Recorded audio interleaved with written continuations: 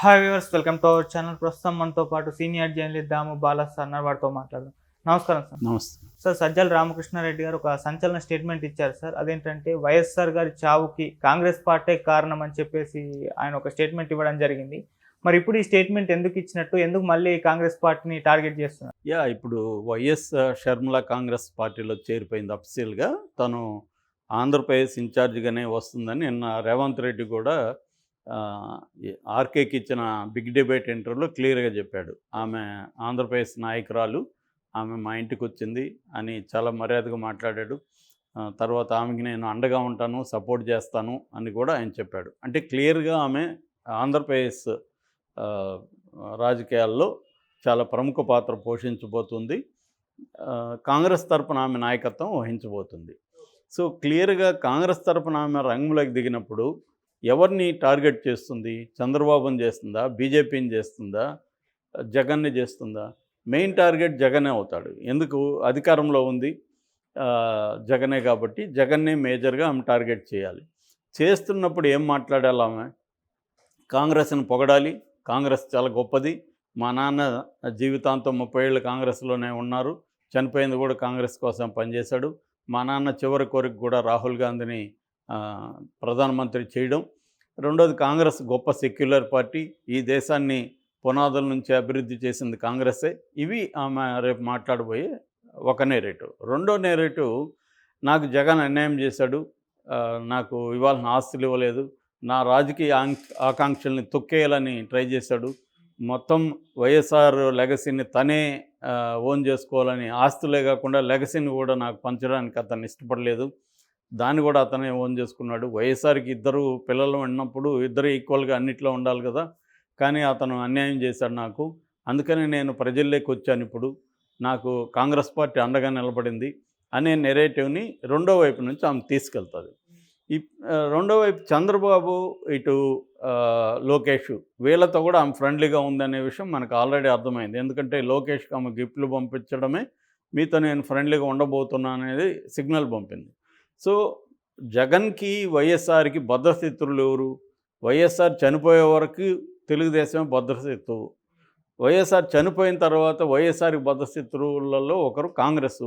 ఎందుకంటే ఆయన్ని ఎఫ్ఐఆర్లో చేర్చింది, ఆయన తన కొడుక్కి మేలు చేసే విధంగా క్విడ్ ప్రోకోలో పాల్గొన్నాడని కాంగ్రెస్సే కదా పెట్టింది. సో ఆయన కొడుకుని జైల్లో పెట్టించింది కాంగ్రెస్సే కదా. సో ఇప్పుడు కాంగ్రెస్, తెలుగుదేశం భద్రశత్రువులు జగన్కి. అలాంటి వాళ్ళతో షర్మిల కుమ్మక్క అయింది అనేది క్లియర్గా అర్థమవుతుంది. ఇప్పుడు అందువల్ల వైఎస్ఆర్ పార్టీ స్ట్రాటజీ ఏమై ఉండాలా, ఈ స్ట్రాటజీ ఏమై ఉండాలనేది మనం సజ్జల నిన్న మీడియాతో మాట్లాడిన దాన్ని బట్టి అర్థం చేసుకోవచ్చు. అంటే సజ్జల మాట్లాడాడంటే జగన్ మాట్లాడినట్టే. జగన్ మాట్లాడాలనుకున్న అనేక విషయాల్ని సజ్జల దగ్గర మాట్లాడిస్తాడు. ఎందుకు మాట్లాడిస్తాడంటే వైఎస్ఆర్సీపీలో ఉండే మిగతా నాయకులు, కేడరు, సోషల్ మీడియా అందరూ కూడా ఈ వెర్షన్ని మీరు క్యారీ చేయండి, ఇది మన అఫీషియల్ వెర్షన్ అని చెప్పడానికి సజ్జల్ని జగన్ ఉపయోగించుకుంటాడు అనమాట. సజ్జల్ అనేవాడు ఒక మైక్ లాంటివాడు జగన్కి. సో అతను అతని డబ్బింగ్ వాయిస్ అనుకోవచ్చు మనం. సో ఈ సజ్జల వాయిస్ రూపంలో జగన్ అభిప్రాయాలు బయటకు వస్తాయి. సో ఈయన ఇప్పుడు సజ్జల ఏం చెప్పాడు అంటే, షర్మిల కాంగ్రెస్లో చేరడం వెనక చంద్రబాబు కుట్ర ఉందనేది ఫస్ట్ పాయింట్ చెప్పింది. అంటే చంద్రబాబు కుట్ర పన్ని షర్మిలను అక్కడికి పంపించాడు. చంద్రబాబు తనకు కావాల్సిన పనులను వేరే వాళ్ళ ద్వారా చేయిస్తాడు, ఇది కూడా అలాగే చేయించాడు అనేది ఫస్ట్ పాయింట్. నిజానికి షర్మిల చంద్రబాబు కంట్రోల్లోకి ఎందుకు వెళ్ళింది అనేదానికి ఆన్సర్ ఇవ్వలేదు ఆయన. సరే, చంద్రబాబుకు ఆ గోల్ ఉండొచ్చు, ఎవరికైనా ఇప్పుడు రాజకీయాల్లో పరస్పరం తలపడినవాడికి ఎవరు ఉపయోగపడినా ఉపయోగించుకుంటారు. సో ఇప్పుడు లక్ష్మీపార్వతిని వాళ్ళు ఉపయోగించుకోలేదు, ఇటువైపు చంద్రబాబుకి యాంటీగా ఉండాలని వాళ్ళు ఉపయోగించుకుంటున్నారుగా.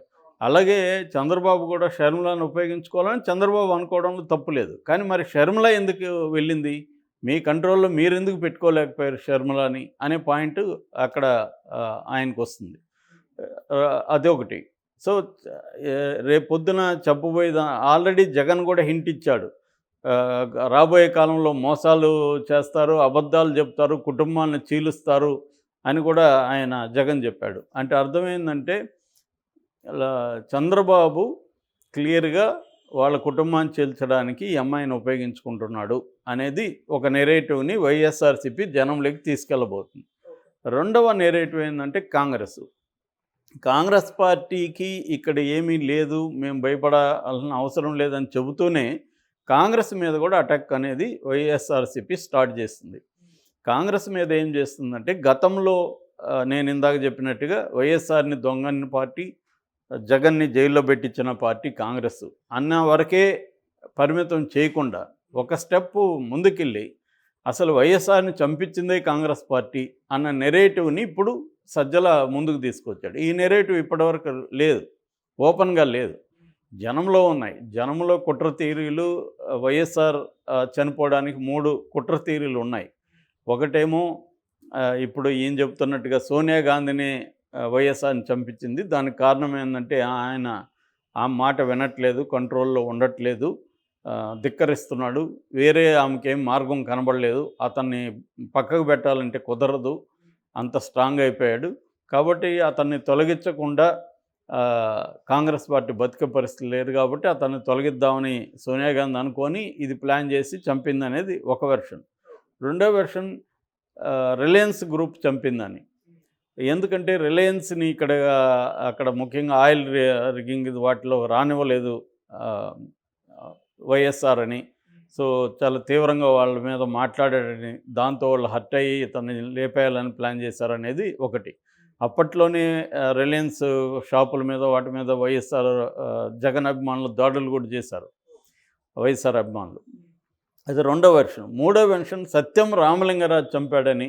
నాతోనే ఒక ఆయన అన్నాడు, ఈ చంపిన తర్వాత ఒక వ్యక్తి సత్యం రామలింగరాజు దగ్గరికి వచ్చి మనం అనుకున్నది నెరవేరిందన్న, పని అయిపోయిందని చెప్పాడని సినిమాటిక్గా ఇలాగంతా కూడా చెప్పారు. అంటే సత్యం రామలింగరాజుని ఎందుకు చంపాడంటే సత్యం రామలింగరాజు జీవితాన్ని నాశనం చేసింది వైఎస్ రాజశేఖర రెడ్డి, అతన్ని జైలుకి పంపించింది, అతని కంపెనీ మూతపడ్డానికి కారణం వైఎస్ రాజశేఖర రెడ్డి, కాబట్టి అతన్ని చంపడమే తన ధ్యేయంగా తనకున్న సర్వశక్తులను ఉపయోగించి అతన్ని చంపించాడనేది మూడో వెర్షన్. ఈ 3 వెర్షన్లు సర్క్యులేట్ అవుతున్నాయి అక్కడ.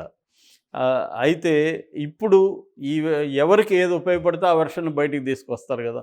ఇప్పుడు షర్మిలాని ఎదుర్కోవాలంటే వైఎస్ఆర్ని చంపిన కాంగ్రెస్ పార్టీలోకి షర్మిల వచ్చింది అన్న నెరేటివ్ని తీసుకుపోవడం ద్వారా వైఎస్ఆర్ లెగసీని షర్మిల వైపు పోనీకుండా చూసుకోవడం, వైఎస్ఆర్ అభిమానుల్ని షర్మిల వైపు పోనీకుండా చూసుకోవడం, ఇది వైసీపీకి ఉండే ఒక స్ట్రాటజీగా మనం అర్థం చేసుకోవచ్చు. రాబోయే కాలంలో ఈ వెర్షన్ పెరుగుతుంది, ఇంకా వరుసగా అందుకుంటారు. నానీలు, రోజాలు, పెద్దిరెడ్లు,